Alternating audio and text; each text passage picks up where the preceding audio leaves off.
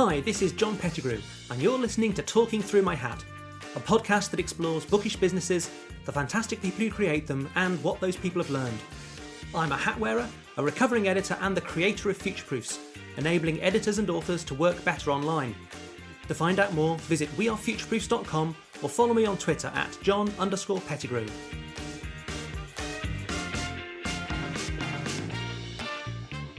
Welcome to this week's Talking Through My Hat. Today I'm talking with Gary Price, librarian and co-founder of InfoDocket and Full Text Reports. Before that, he co-founded Resource Shelf and DocuTicker, which he edited and ran for 10 years. In addition, he's worked as librarian at George Washington University and as director of online information resources at Ask.com. So welcome to the podcast, Gary. Thank you much, John. It's good to talk to you, and hello from Washington, D.C., where we just had a rainy weekend, but now the sun is out.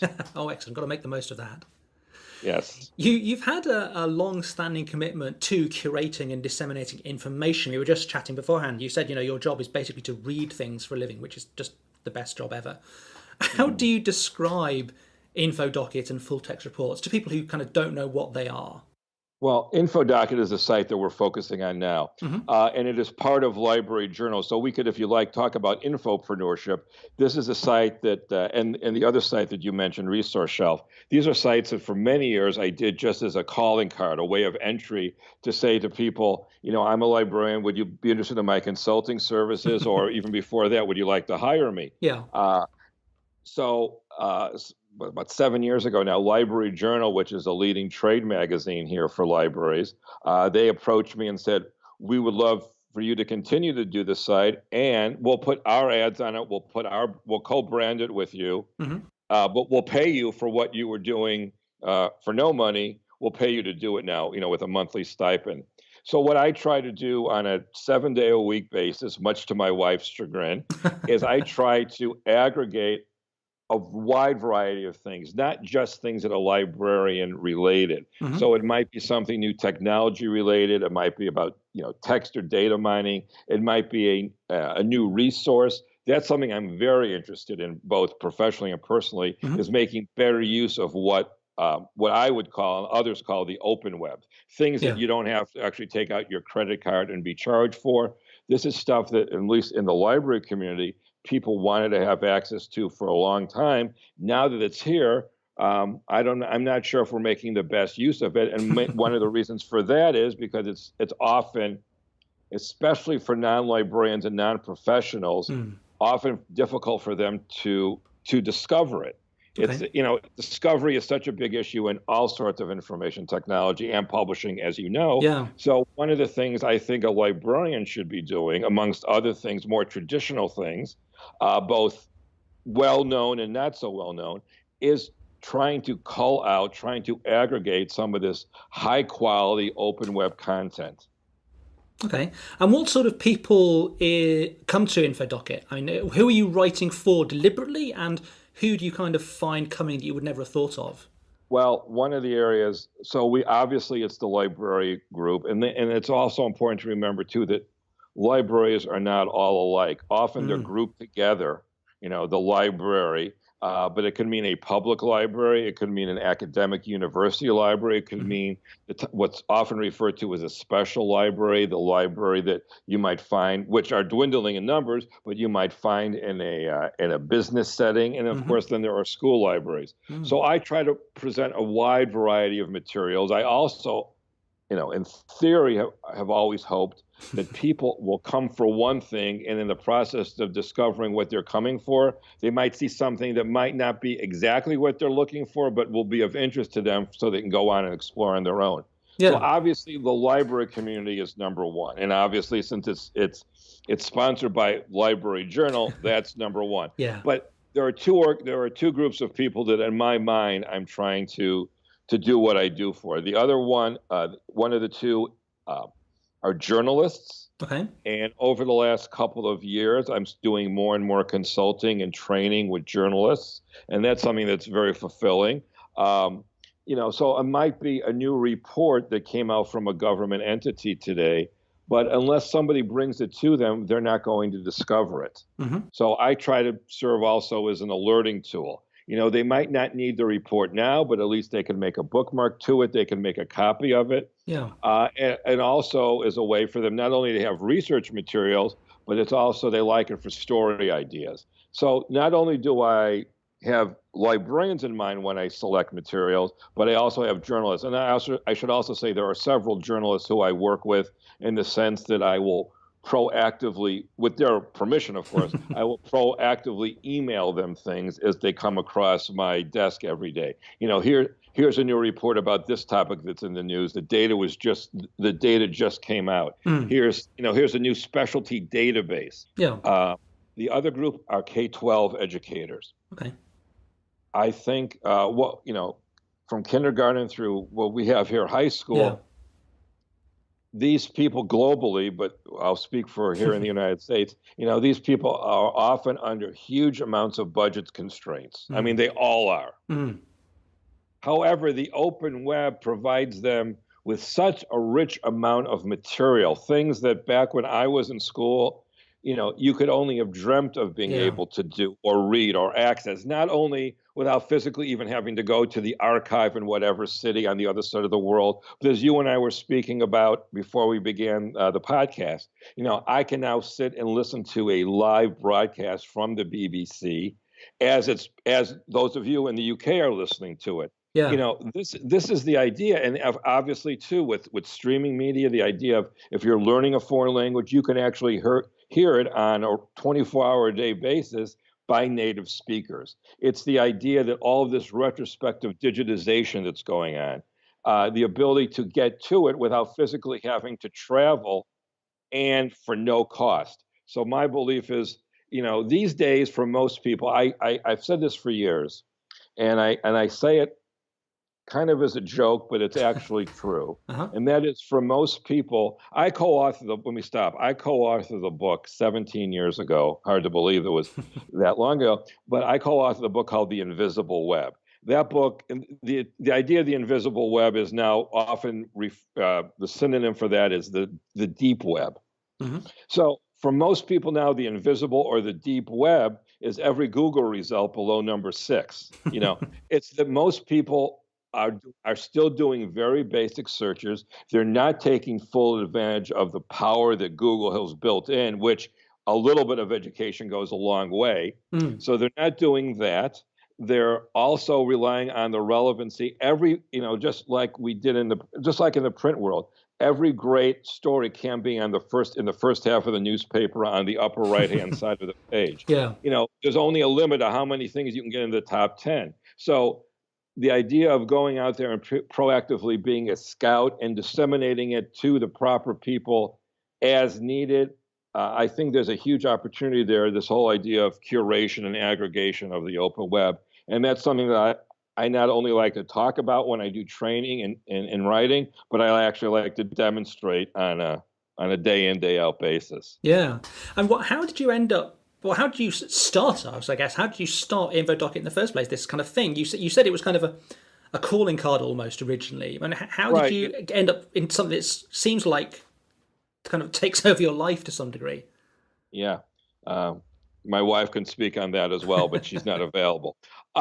So when I was in library school, I lived, as I said earlier, outside of Washington, D.C., just outside on the border, on the Maryland side. And I was born and raised in the Chicago area. But when I went to library school at Wayne State University, which is located in Detroit, I was there in 93 through 90 to the beginning of 96. And that was still pre-web. The first web browsers came during that period. So I liked helping to organize Gopher sites. I saw the rich amount of material, and that was, again, just in 1993 that was possible. And I love the idea. I wish sometimes more librarians paid attention to this open web material. So during that period, I started doing a little newsletter. And then after I got my first job, as you mentioned, here in Washington at George Washington University, I continued to do it. I started a site called Resource Shelf. I did that for, as you said, for 10 years, actually 9 years, 11 months, and 3 weeks. It was 1 week. And the people that were running it, we separated. And then shortly thereafter, because I could find the Gmail address, the domain, and a bunch of other things, the word InfoDocket came about.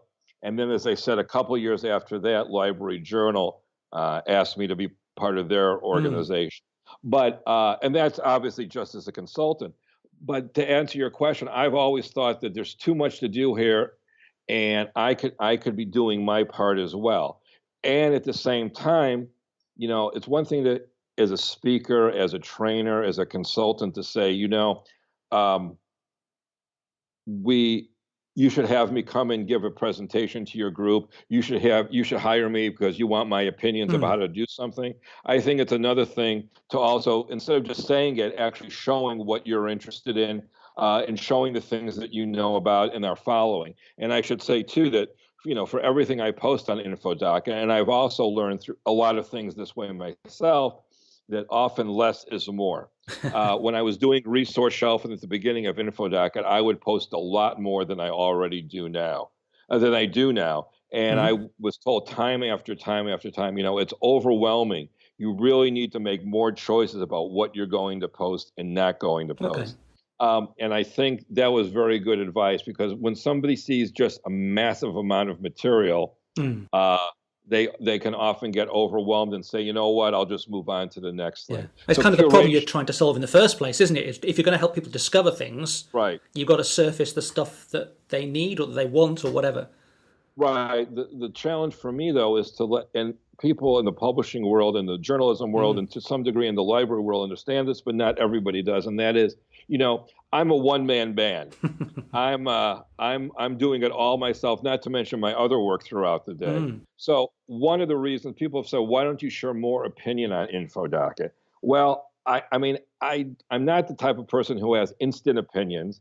And I allow my selections, which have become more limited because, again, like we were saying, overwhelming people, I let that be my opinion, because for every one item I post of quality, I could post 15 more.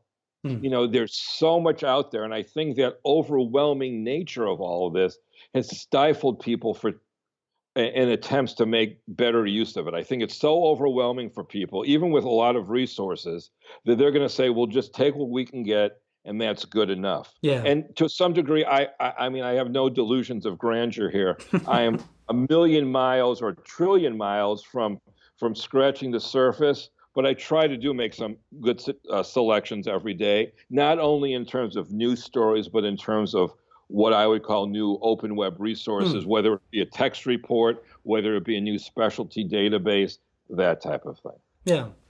So, and something you've alluded to as we talked, but I wanted to pick up is kind of how InfoDocket relates to the naked commercial thing, how you actually make money out of this. You mentioned a bit of sponsorship, and also that it connects to your consultancy and training kind of business. I mean, how do they tie together for you?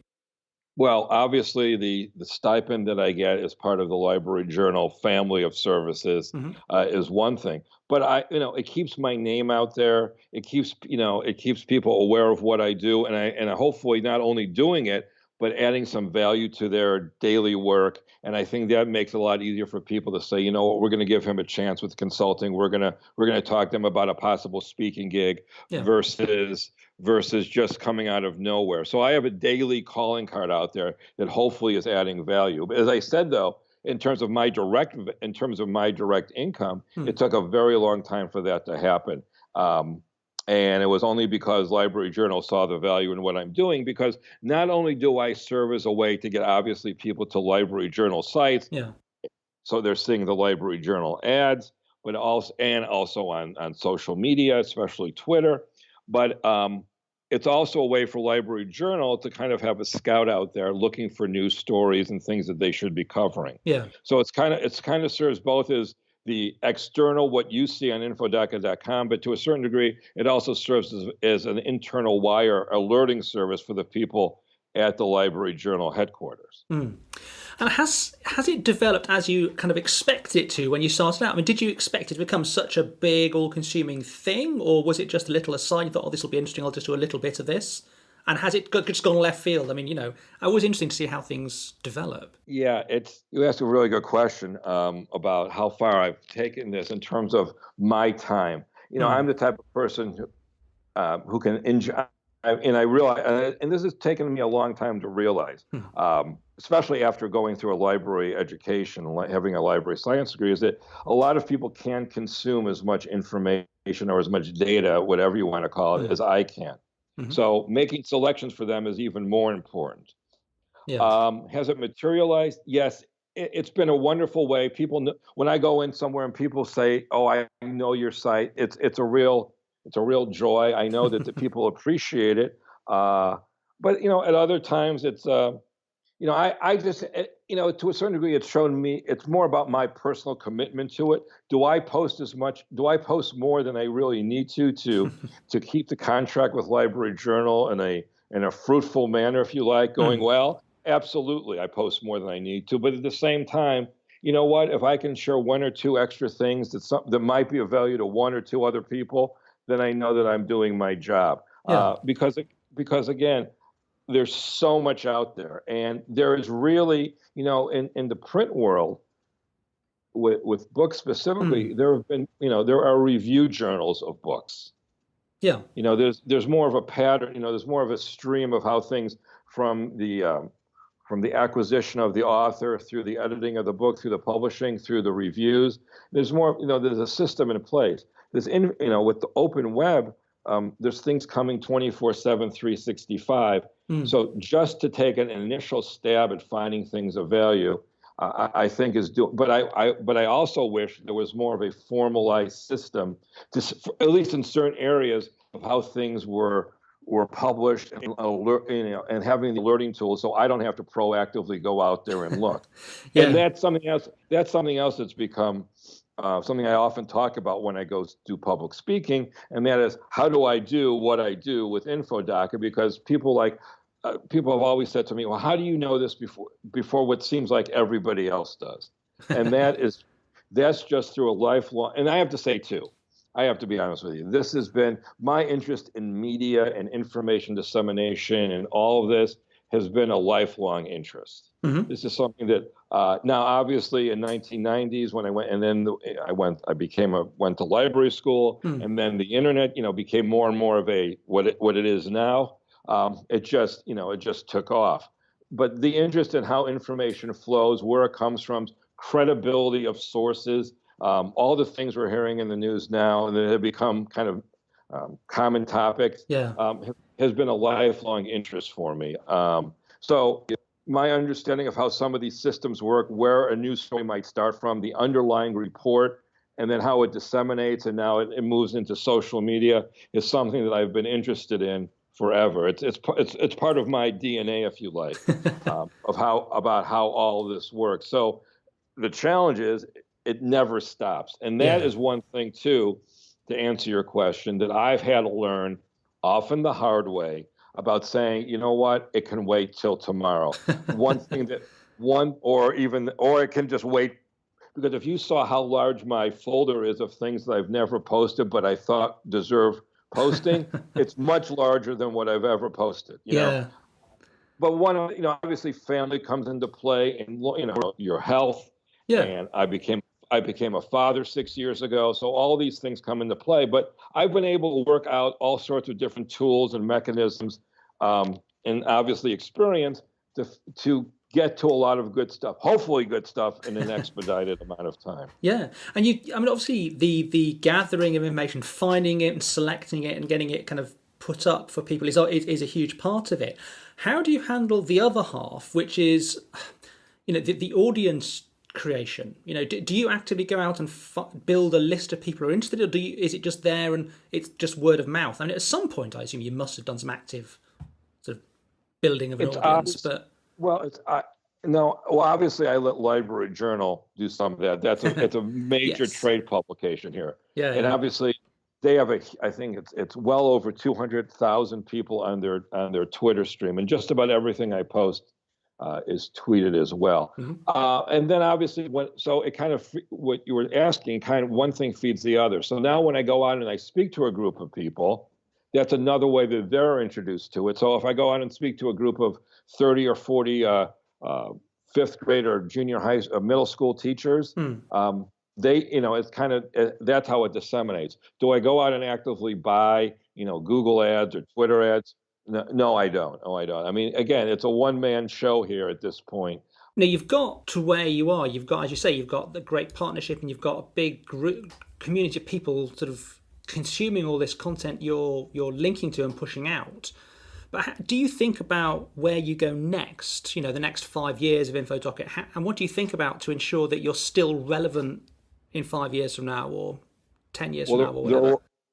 There will always be new content and new forms of content. And you could take just one area of what I do and make it a full-time job. You could just say, I'm going to aggregate news from publishing and from libraries. That's one thing. I'm just going to focus on new databases of cultural heritage material coming from higher education entities globally. So there's so many, and then obviously with new formats, there's plenty more to do. I don't think any of this is going away anytime soon. I think something else that interests me personally, my undergraduate degree is in film studies, film history. Okay. I think that we could be doing, and there's a whole nother area. I think that I'm gonna being a media geek my entire life, Now, there used to be a magazine here in America, and there still is, but nobody pays attention to it like they used to, I think, called TV Guide. Uh-huh. I think over in the UK, it's Radio Times. Yeah. And you get TV listings. Yeah. There is nothing for that on the open web. There could be a lecture of, for example, the one I've been using lately in some of my presentations and talking about this. Mm-hmm. So here in America, the Supreme Court justices don't speak all that much. But recently, they was it last October, I think there was 6 of Supreme Court justices were sitting on stage at the same time doing a discussion. It used to be, it was at their alma mater, the Harvard Law School. Mm-hmm. It used to be that if you wanted to watch that, you had to physically be in Cambridge, Massachusetts at 1 o'clock on Tuesday. Now, not only could I watch it live, but of course I could watch it a year later. Yeah. And I don't think so that's another form of content that we're not making the best use of, because unless I stumbled upon it, I would not. There's nowhere for me to go other than to stumble upon it. Yeah. To find out that these people are speaking at the Harvard Law School at this time, and it will be archived. Yeah. One of the things that intrigues me about this stuff is, particularly video and audio content.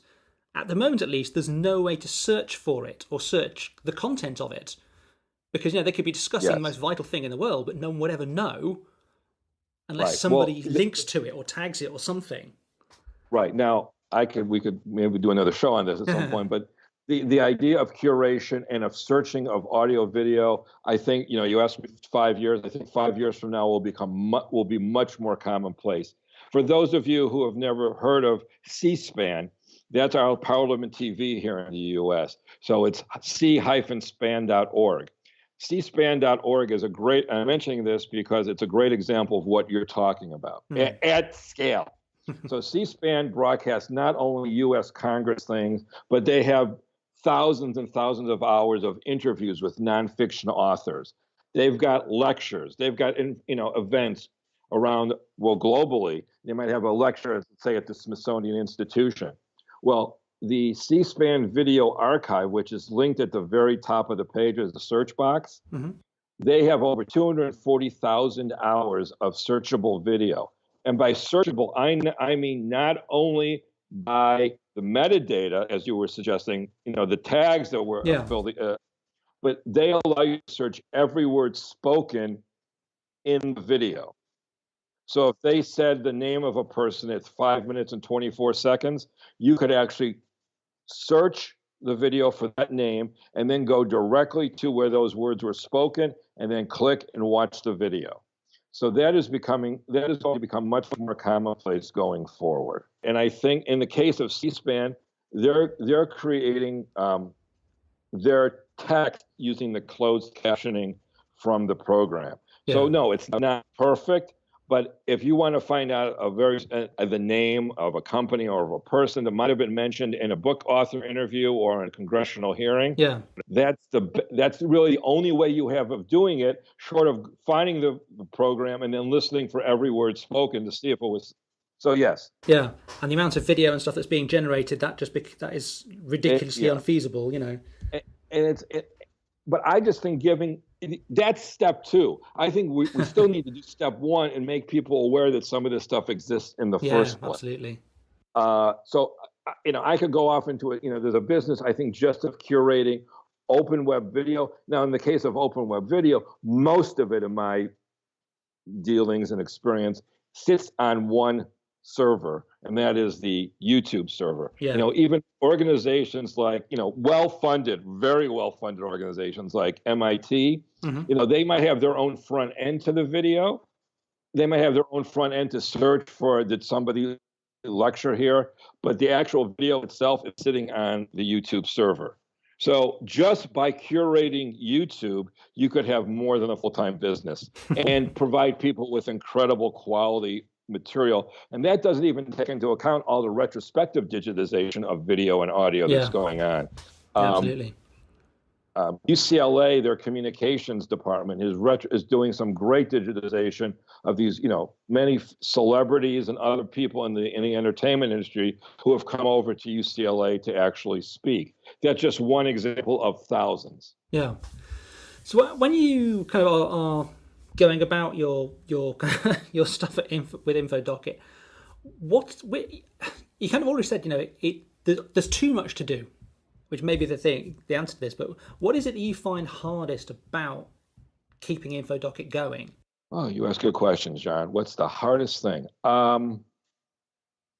Just at this point in my career, I love what I do. So sometimes I complain about things, but it's done because if I didn't like it, I wouldn't do it at this point. But I love what I do because at the same time, I think some of InfoDocket, what I love about it is because it's so personal in the sense that I'm satisfying my own information needs. Yeah. I'm one of these people who's interested in everything, and even more so interested in how disparate things interrelate to each other. I think the biggest issue, though, and this goes into a whole other area which we won't do today, but it goes into just learning how to turn the computer off. That's been one of the biggest challenges for me since I got my first computer, is learning, and the internet came around, learning how to say, you know what, that's enough for today, because, sometimes I'll be honest with you, I've gotten better, even though my wife, again, doesn't think so. I've gotten better, but sometimes, I'll turn the computer off and then I'll head up to bed, but I'll sit on my iPhone looking for things, for another hour or so. Do I take the computer on vacation or holiday with me? Absolutely. Did I take my computer on my honeymoon with me? Absolutely. Because some of that has nothing to do, I'll be honest with you, it has nothing to do with the job. It has more to do with my personality. It has to do with who I am. I don't like the idea of it's just who I am. And I can't. And fortunately, because of the time we're living in, unfortunately, sometimes for relaxation. But I'm the type of person who likes to be aware of what's going on. Yeah. Can I turn it off? Can I say on a Saturday night, you know what? I've posted enough today.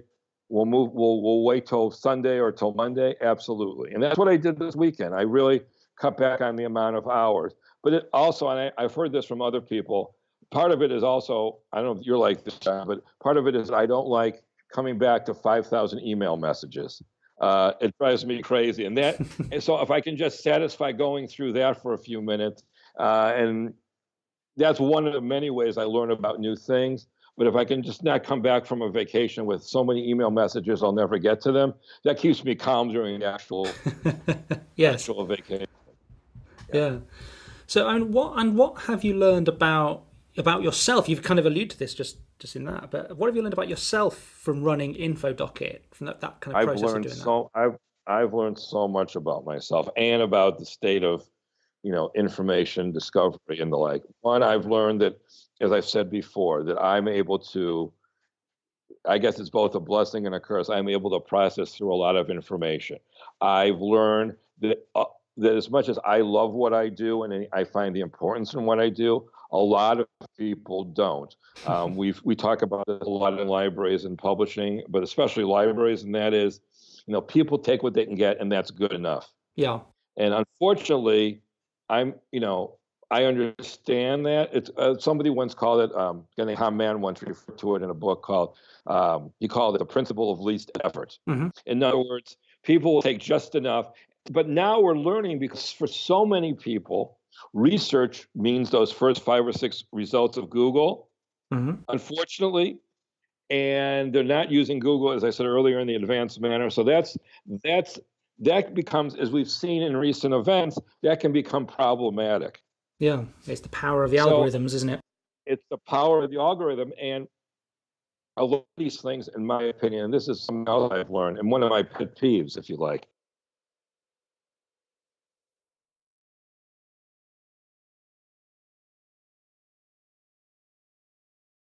Mm-hmm. But one thing businesses often do is think about, how are we going to find new customers? How are we going to get people who aren't using our services to use them? Yeah. Most public libraries in America have all sorts of different fee-based services that you can get 24/7, 365. If I want to access thousands of journal articles through a database from a company like ProQuest or EBSCO or Gale, many public libraries make those resources available, and I can be in my house, I can be at 35,000 feet with Wi-Fi, and I can access them. 95% of people, if not more, in my experience, and these are just, I don't have scientific numbers, but most people don't even know that these services exist. So, but my pet peeve has been that, especially when it terms of libraries, is the library world. So the K-12 library world, the school library world, doesn't work enough like they should, in my opinion, with the academic library world. Mm-hmm. So again, we're getting people who are coming into an academic library setting without any brand awareness, without any knowledge that any of these things exist in the first place. And my belief is that you should be creating new users before they get to higher education, where they're overwhelmed with a lot of different things, and their interest probably in learning how to use library databases is slim to none. So now, with all this open web material that is free, why aren't we trying to teach some better information retrieval, information credibility, judgment skills, those types of things? Yeah. Critical information skills, because they're not being taught like they should be. And that's when you start getting into some of the issues that the world is facing now. Yeah. In terms of, fake news and the like. Yeah. So in the face of all that, in the face of, the huge amount of time you have to spend on InfoDocket to make it work and this kind of stuff, what is it that keeps you coming back to it? So I not only, as I said, have the site, as you've mentioned now several times, thank you, but also is that helps feed me for some of my permanent consulting gigs. Yeah. So everything that I'm doing with InfoDocket gives me the knowledge that I need to go out and do the consulting for the companies that I'm doing consulting for. So one is feeding the other, and in the process, I'm able to create a business out of it. So I spend a lot of hours doing it, but in the process of doing InfoDocket, I'm also able to gain knowledge and awareness of resources and the like, and see trends that I can go on and then share with my consulting clients. So one thing feeds the other. It's kind of it's cyclical. Excellent. Well, that's been brilliant. Thank you very much for your time, Gary. Thank you, John. I'll talk to you soon.